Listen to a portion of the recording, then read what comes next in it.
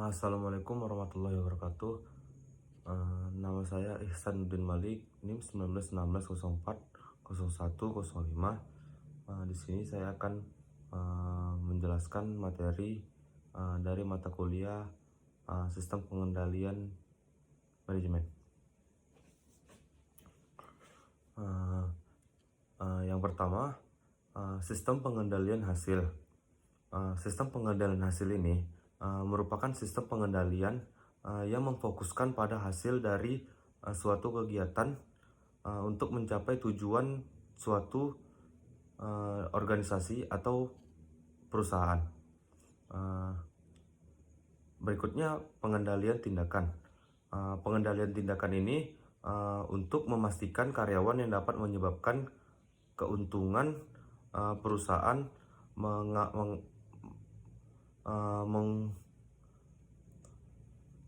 menghindari tindakan yang merugikan perusahaan. Selanjutnya pengendalian personal. Pengendalian personal itu yaitu datangnya dari karyawan itu sendiri. Apakah karyawan tersebut dapat memberikan kontribusi yang baik atau tidak kepada perusahaan tersebut. Selanjutnya pengendalian budaya. Pengendalian budaya ini diciptakan untuk mendorong karyawan melakukan tindakan yang sesuai dengan norma perilaku perusahaan yang berlaku dan mempengaruhi suatu karyawan dan karyawan lainnya.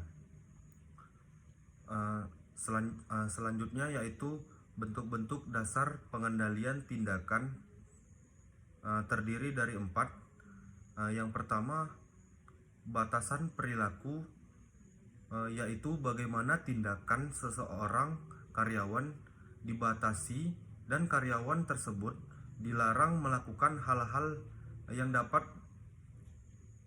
dilarang suatu perusahaan.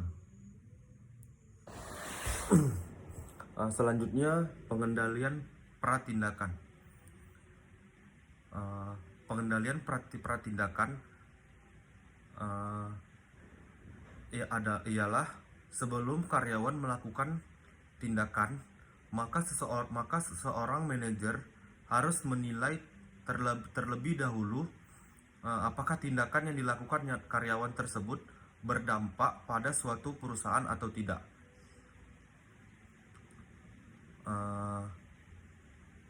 Selanjutnya akun stabilitas, yaitu bagaimana seseorang karyawan mempertanggungjawabkan tindakan yang dilakukannya. Dan yang terakhir regulansi, bagaimana suatu perusahaan atau seorang manajer melebihkan jumlah karyawan dan peralatan untuk menyiapkan sesuatu yang diinginkan oleh suatu perusahaan. Selanjutnya adapun bentuk-bentuk dasar pengendalian personal terdiri dari 3, yaitu seleksi, pelatihan, dan desain pekerjaan, dan persediaan sumber daya yang dibutuhkan. Maksud dari seleksi ini, seorang manajer memastikan karyawan yang direkrut sesuai dengan kriteria perusahaan itu atau tidak. Yang kedua, pelatihan. Dengan adanya pelatihan dapat mendorong atau memastikan karyawan tersebut melakukan pekerjaan yang baik sesuai dengan yang diinginkan perusahaan. Yang ketiga,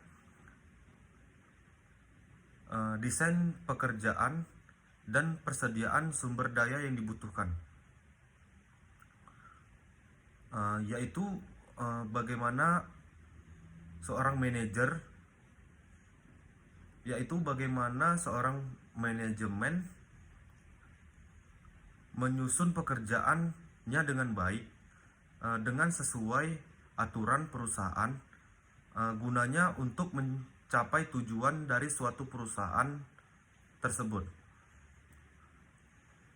Selanjutnya, bentuk-bentuk dasar pengendalian budaya terdiri dari 5. Yang pertama, kode etik. Yang dimaksud kode etik ini, perusahaan yang membentuk budaya-budaya melalui kode etik dari tingkah laku dan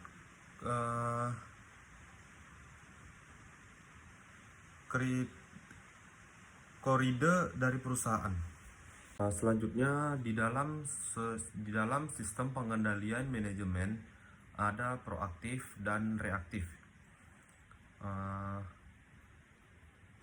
Proaktif, maksud dari proaktif, bagaimana perusahaan mencegah terjadinya kegagalan, dan reaktif, bagaimana perusahaan menindaklanjutkan terjadinya kegagalan. Selanjutnya, kegagalan finansial terdiri dari 3. Yang pertama, kerugian finansial. Yang kedua, rusaknya reputasi. Dan yang terakhir, kegagalan organisasi. Selanjutnya, pengendalian manajemen. Maksud dari pengendalian manajemen yaitu bagaimana manajemen mempengaruhi pihak-pihak yang berkepentingan untuk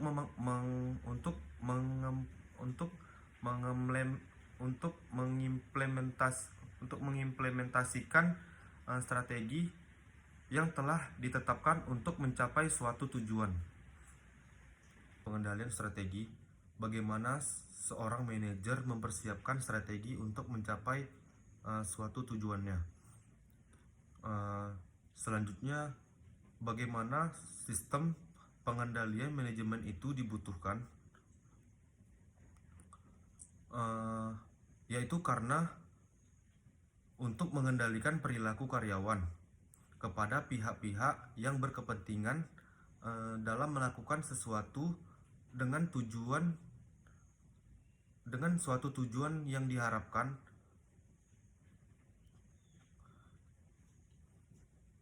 Selanjutnya, ada beberapa masalah dalam pengendalian manajemen. Yang pertama, kurangnya motivasi, dan kedua, kurangnya pengarahan. Selanjutnya, imbalan kelompok. Maksud dari imbalan kelompok yaitu suatu penghargaan yang diberikan kepada kelompok sebagai pencapaian yang telah dicapai oleh kelompok tersebut, seperti pembagian laba, pembagian bonus, dan lain sebagainya. Selanjutnya, transport antar perusahaan. Maksud dari transport antar perusahaan yaitu pertukaran karyawan atau rotasi karyawan yang dapat menyebarluaskan biaya perusahaan. Selanjutnya, pengaturan fisik dan sosial, yaitu seperti kode pengguna baju. Contohnya karyawan batik. Pada karyawan bank, ketika hendak pergi bekerja, mereka harus menutupi identitas mereka. Karena kalau tidak ditutupi, maka bisa membahayakan karyawan tersebut. Selanjutnya, 3. Keterbatasan individu. Ketatnya sistem pengendalian manajemen menyebabkan kenapa pengendalian manajemen itu harus ketat, dikarenakan pengendalian yang baik akan menciptakan probabilitas atau peluang agar tercapainya tujuan perusahaan atau menurunkan risiko dalam perusahaan. Selanjutnya, bagaimana cara memperketat pengendalian hasil. eh, yaitu dengan memberikan hukuman saat melakukan pekerjaan dan adanya target saat melakukan pekerjaannya. Selanjutnya, pengendalian tindakan. Bentuk ketatnya dalam pengendalian tindakan ini yaitu dengan mempertanggungjawabkan saat melakukan pekerjaannya.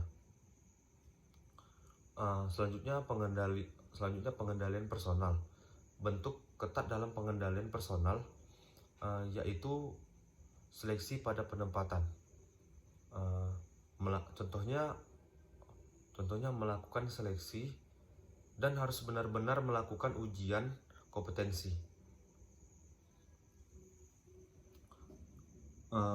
Dan untuk menyiapkan haruslah orang-orang yang bertanggung jawab atas tindakannya.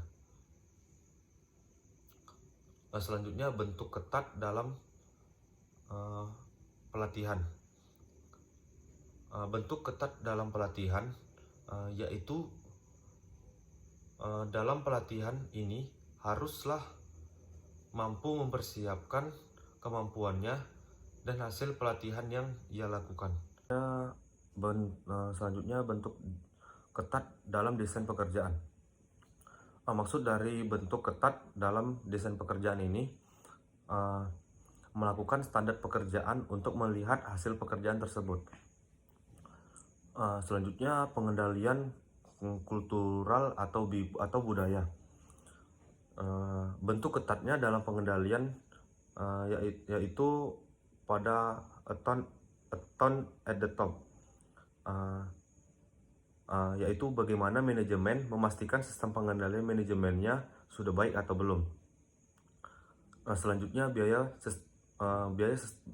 sistem pengendalian terdiri dari dua, yaitu biaya langsung atau biaya tidak langsung. Biaya langsung yaitu biaya yang berkenaan dalam aktivitas sistem pengendalian manajemen seperti pengendalian hasil, pengendalian personal, pengendalian tindakan, pengendalian kultural atau budaya. Yang kedua, biaya tidak langsung. Maksud dari biaya tidak langsung ini biaya yang berkenaan atau yang beraktivitas dalam masing-masing sistem dalam masing-masing sistem pengendaliannya tersebut. Sekian hasil presentasi dari saya. Assalamualaikum warahmatullahi wabarakatuh.